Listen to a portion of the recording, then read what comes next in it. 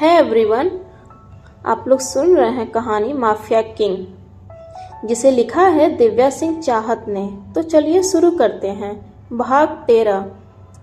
मानव सेठी की कोई कमजोरी नहीं है, यहाँ तक कि उसके अपने भाई भी उसकी कमजोरी के बजाय उसकी ताकत हैं, जिन्हें झुकाना मुश्किल ही नहीं लगभग नामुमकिन है। सामंत गोयल की इन बातों को सुनते ही वहां सभी के चेहरे जैसे उतर चुके थे, जिन्हें देख सामंत गोयल अपनी बातों को आगे जारी रखते हुए बोले, सो जेंटलमैन, आज इस मीटिंग का असली मुद्दा मानव सेठी है। आप लोगों को इतनी सुबह यहाँ बुलाने के पीछे यही रीजन है कि आप लोग अपने तरीके से कुछ सुझाव दें, जिससे हम उस मानव सेठी का अस्तित्व हमेशा के लिए मिटा सकें, उसे माफिया किंग की कुर्सी पर बैठने से रोक सकें, क्योंकि अगर वो उस कुर्सी पर बैठ गया तो फिर उसे तबाही लाने से कोई नहीं रोक सकता। लेकिन सर, अभी भी हमारा एक एजेंट। सामंत गोयल की बातों को सुनते ही समीर कुछ कहने वाला था, लेकिन सामंत गोयल उसकी बातों को बीच में ही इशारों से रोक दिए थे। जैसे समीर जो कहने जा रहा था, सामंत गोयल नहीं चाहते थे कि वह बात सबके सामने आए, क्योंकि अपने बेटे को खोने के बाद अब तक सामंत गोयल को यह समझ आ चुका था कि उनकी ऑर्गेनाइजेशन में भी मानव के आदमी हैं, जो उसे पल पल की खबर देते रहते हैं। 2 सालों से उनका बेटा मानव के साथ रहकर भी सुरक्षित था, लेकिन आखिरी दिन उन्होंने खुद अपने बेटे की सच्चाई रिवील की थी और कुछ घंटों बाद ही उन्होंने अपने बेटे को हमेशा के लिए खो दिया। समीर की बातों को बीच में ही रोकते हुए सामंत गोयल अपनी बातों को आगे जारी रखते हुए बोले, आप लोग के पास 3 दिन का वक्त है, आराम से सोचिए, फिर जवाब दीजिएगा कि हमें मानव सेठी के सामने जाल कैसे बिछाना है, ताकि इस बार उसका शिकार करने से पहले हमसे कोई चूक ना हो। इतना कहते हुए सामंत गोयल वहां से बाहर निकल गए, जिनके पीछे समीर भी बाहर निकलते हुए बोला, सर आई एम सॉरी, वो बस जल्दबाजी में निकल गया।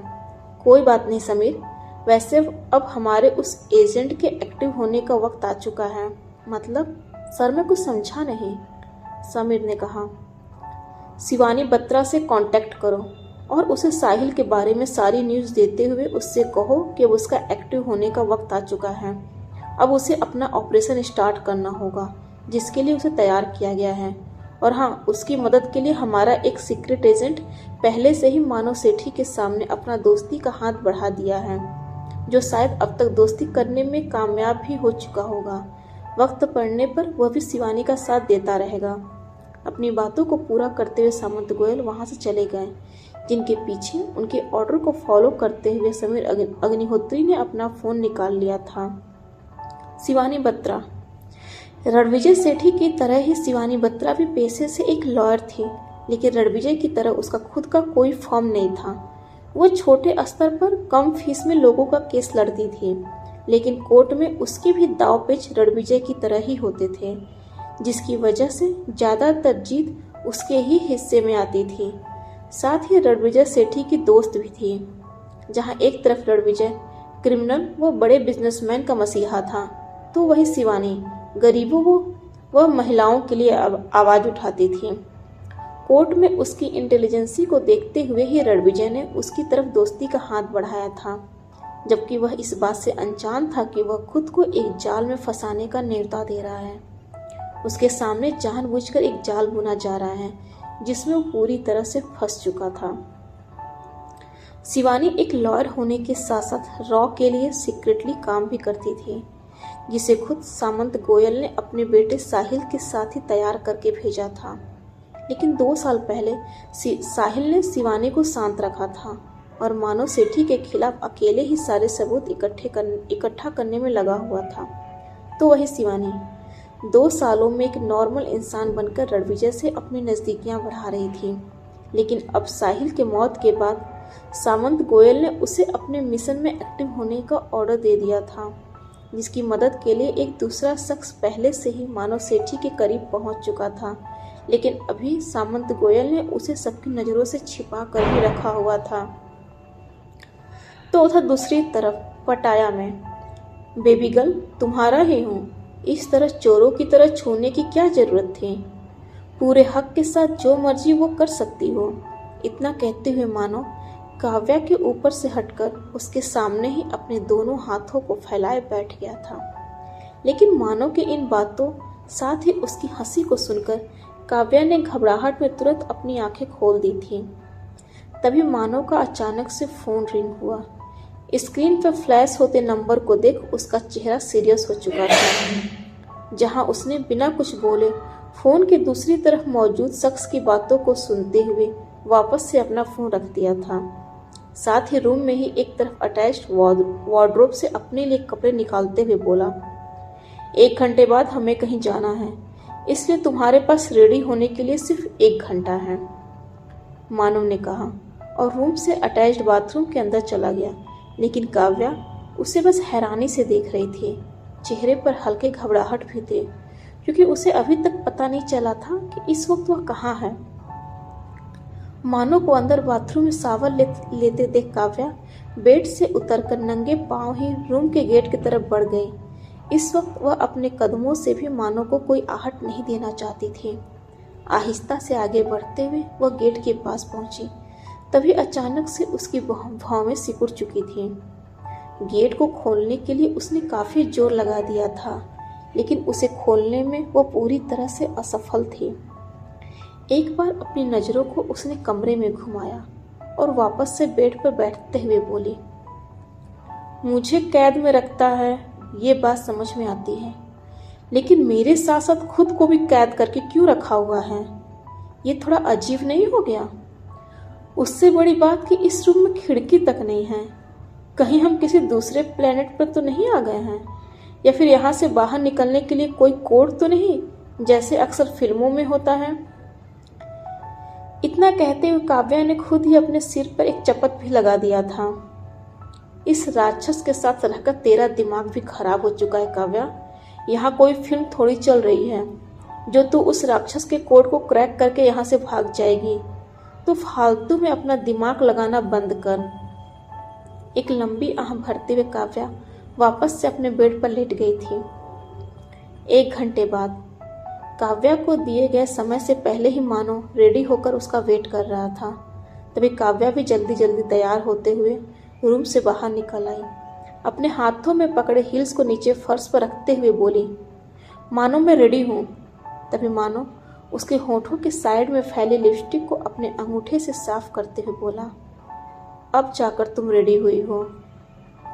इतना कहते हुए उसने अपना एक हाथ काव्या के सामने फैला दिया, जिसे देख काव्या भी उसके हाथों पर अपनी हथेलियों को रखते हुए उसके साथ वहां से आगे बढ़ गई। लेकिन इस वक्त काव्या की नजरें चारों तरफ घूमते हुए यह पता करने की कोशिश कर रही थी कि इस वक्त वह कहाँ है, क्योंकि इस वक्त वह मानो के साथ होने के बावजूद भी ब्लैक सूट, आंखों पर सेट्स लगाए, हाथों में लंबी लंबी गन पकड़े आदमियों से घिरी हुई थी, जो मानो के बॉडीगार्ड्स जैसे बिल्कुल नहीं लग रहे थे। लेकिन मानो के साथ रहने से उसे डर भी नहीं लग रहा था, क्योंकि अब तक वह भी समझ चुकी थी कि मानो के साथ रहने में उसे कोई खतरा नहीं है। यहाँ तक कि मानो भी उसे सिर्फ टॉर्चर कर सकता है, लेकिन मार नहीं सकता। जबकि कुछ दिनों से मानो भी उसके साथ काफ़ी नॉर्मल ही बिहेव कर रहा है। तभी सामने से आते हुए अगस्त्या को देख काव्या की आंखें छोटी हो चुकी थी। तो वही अगस्त्या भी उसे देखकर कुछ खास खुश नहीं था। उसकी आंखों में काव्या के लिए एक चिढ़न साफ नजर आ रही थी, जिसे काव्या भी अच्छे से समझ रही थी। तभी उसने भी अपने मुंह को थोड़ा बिगाड़ते हुए अपने जीभ को बाहर निकाल दिया था, जिसे देख अगस्त्या ने अपनी आंखें छोटी कर ली थी। वहीं उन दोनों को आपस में इस तरह से इशारों में ही लड़ते देख मानो की भौवें ऊपर उठ गई थी। तभी अपने हाथ में पकड़े काव्या के हथेलियों को अगस्त्या की तरफ बढ़ाते हुए बोला, इसके साथ रहना, मैं मीटिंग खत्म करके आता हूँ। फिर काव्या की तरफ मुड़ते हुए उसके चेहरे पर आए बालों को पीछे कान की तरफ मोड़ते हुए उसने कहा, बेबी गर्ल, ये इंडिया नहीं है। तू यहाँ इधर उधर भागने से पहले एक बार सोच लेना, क्योंकि यहाँ के लोग काफ़ी जालिम हैं। हाथ आई चिड़िया तक को नहीं छोड़ते। फिलहाल तुम तो इंसान हो, पलक झपकते ही बॉडी के सारे पार्ट्स बेच देंगे। अपनी बातों को पूरा करते ही मानो वहाँ से चला गया, जिसके पीछे वहाँ मौजूद सभी बॉडीगार्ड्स भी चले गए, जहाँ अब सिर्फ अगस्त्या और काव्या ही रह गए थे। तभी अगस्त्या जिसके चेहरे पर इस वक्त तिरछी मुस्कान थी, लेकिन काव्या किसी सोच में डूब चुकी थी। जिसके सामने अपनी उंगलियों से चुटकियां बजाते हुए अगस्त्या बोला, हे चालबाज औरत, कहाँ खो गई? वैसे बॉडी के पार्ट्स बेचने में काफी पैसा मिलता है, तो क्या सोचा है तुमने? इतना कहते हुए अगस्त्या वहां से आगे बढ़ गया। जिसकी बातों को सुनकर काव्या भी अपने 5 इंच के हील्स को पटकते हुए उसके पीछे ही दौड़ गई थी। उस जगह से बाहर निकलकर अगस्त्या एक ओपन एरिया में आ चुका था। जिसके पीछे ही आ रही काव्या ने अपने चारों तरफ देखा, जैसे अब तक वो किसी हाई रेटेड टॉप होटल में थी। उसके बाहर एक बड़ा गार्डन एरिया था। चारों तरफ काफ़ी खूबसूरत फाउंटेन्स लगे थे। एक तरफ स्विमिंग पूल जिसमें काफ़ी लोग एंजॉय कर रहे थे। आसपास बैठने के लिए भी काफ़ी अच्छी जगह थी। चारों तरफ वेटर्स वहां मौजूद लोगों के ऑर्डर्स कलेक्ट कर रहे थे। तो दूसरी तरफ छोटे बच्चों के लिए प्लेग्राउंड्स थे, जिनमें बच्चे खेलते हुए काफ़ी खुश नज़र आ रहे थे। ओवरऑल वो काफ़ी लग्जरियस जगह थी, जिसे देख काव्या की आंखें हैरानी से बड़ी हो गई थी। साथ ही उसके चेहरे पर एक फीकी मुस्कान फैल गई थी। आह, मुझे ऐसा क्यों लग रहा जैसे मैं किसी फिल्म के सेट पर हूँ। इतनी लग्जरियस जगह मैंने रियल में कभी नहीं देखे थे। तुम तो एक मॉडल हो ना, और मैंने सुना है कि मॉडल्स के पास काफ़ी पैसे होते हैं। साथ ही नखरे भी बहुत रहते हैं, जब जो मर्जी आता है वही करते हैं। इतना पैसा होता है कि कभी कहीं भी आ जा सकते हैं। ऊपर से तुम्हारा बैकग्राउंड भी फिल्मी ही है, पूरी फैमिली ही फिल्मों में भरी हुई है। फिर तुम ऐसी जगह को देख कर इतनी हैरान क्यों हो रही हो, जैसे पहली बार ऐसी जगह को देख रही हो? अपनी आंखों को छोटा करते हुए अगस्त्या बोला। लेकिन काव्या के जवाब का इंतजार न करते हुए उसने अपने सामने एक लैपटॉप खोल दिया था, जिस पर उसकी उंगलियां काफ़ी तेज दौड़ रही थीं। तो वही काव्या, जिसका चेहरा उतर चुका था। दिमाग में कई बातें फ्लैश हो रही थी, लेकिन एक लंबी सांस बाहर छोड़ते हुए अपने चारों तरफ देखने लगी। साथ ही उसके होंठ हल्के हिलते हुए बस इतना ही बोल पड़े थे, ये सच है, मैं एक मॉडल हूँ। ये भी सच है, मॉडल्स के पास बहुत पैसा होता है, लेकिन ये मेरे लिए सच नहीं है। और ये भी सच है, ऐसी जगह मैं पहली बार देख रही हूँ। अपनी बातों को पूरा करते ही अचानक से काव्या को कुछ याद आया। उसने तुरंत अपनी नज़रें सामने बैठे अगस्त्या की तरफ घुमा दी, जो अभी भी कंटिन्यू अपने लैपटॉप पर अपनी उंगलियां घुमा रहा था। जिसे देख काव्या बोली, हे किड्डो, मुझे प्यास लगी है, इसलिए मेरे लिए एक फ्रेश जूस लेकर आओ। अपने चेहरे पर आए बालों में अपनी उंगलियां घुमाते हुए काव्या बोली। जिसे देख अगस्त्या थोड़ा चिढ़ते हुए एक वेटर को इशारा किया, लेकिन तभी काव्या उसे रोकते हुए बोली, मुझे उनके जूस पर भरोसा नहीं है, तुम खुद जाओ, अपनी आंखों के सामने मेरे लिए एक फ्रेश जूस रेडी करवा कर लाओ। इतना कहते हुए काव्या ने किसी रानी की तरह अपने एक पैर दूसरे पैर के घुटनों पर चढ़ा लिया था।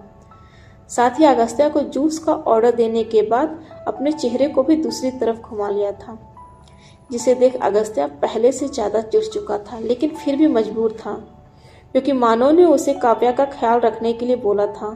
जिसे सोचते हुए अगस्त्या अपनी जगह से खड़ा हुआ और काव्या की तरफ देखते हुए बोला, यहाँ से भागने की कोशिश तो बिल्कुल मत करना, क्योंकि इस वक्त तुम सेकंड ब्रदर के बॉडीगार्ड से घिरी हुई हो।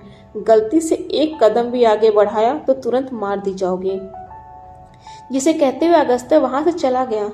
तभी काव्या ने भी अपनी नज़रों को चारों तरफ घुमाते हुए देखा कि सच में इस बार ब्लैक एंड व्हाइट के कॉम्बिनेशन में सूट पहने कुछ आदमी कानों में ब्लूटूथ लगाए उसके चारों तरफ खड़े थे, जिन्हें देखते ही काव्या का चेहरा लटक चुका था, जैसे वह अगस्त्या को जूस लाने के बहाने से खुद के भागने की प्लानिंग की हो।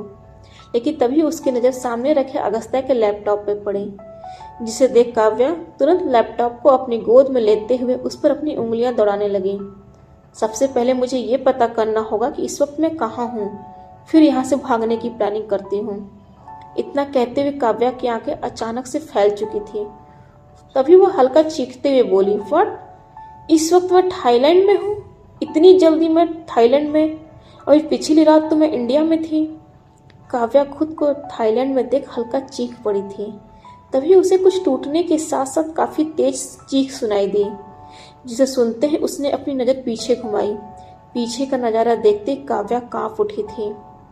उसके सामने लोग चीखते हुए जमीन पर गिर रहे थे। उनका शरीर खून से लथपथ नजर आ रहा था। चारों तरफ के सामान टुकड़ों में टूटते हुए जमीन पर बिखर रहे थे।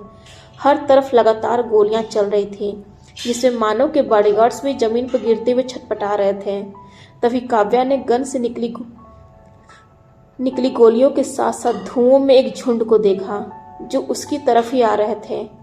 काले कपड़ों में खुद को ढके, साथ ही चेहरे पर काला नकाब, हाथों में काले दस्ताने जिन पर गोल्डन कलर के कुछ निशान बने थे, हाथों में बड़ी गन जो लगातार धुओं के साथ चलती जा रही थी। उसी झुंड में सबसे आगे खड़ा एक आदमी, जो शायद उनका मुखिया नजर आ रहा था, दूर से ही काव्या को देखते ही अपनी गन उसकी तरफ घुमा दी थी। डियर फ्रेंड्स, आज के लिए बस इतना ही। अगले भाग में जल्द ही मुलाकात होगी। तब तक के लिए इजाजत दीजिए। और हाँ, अगर आज का भाग पसंद आया होगा तो लाइक, शेयर एंड सब्सक्राइब जरूर कीजिएगा। हर हर महादेव।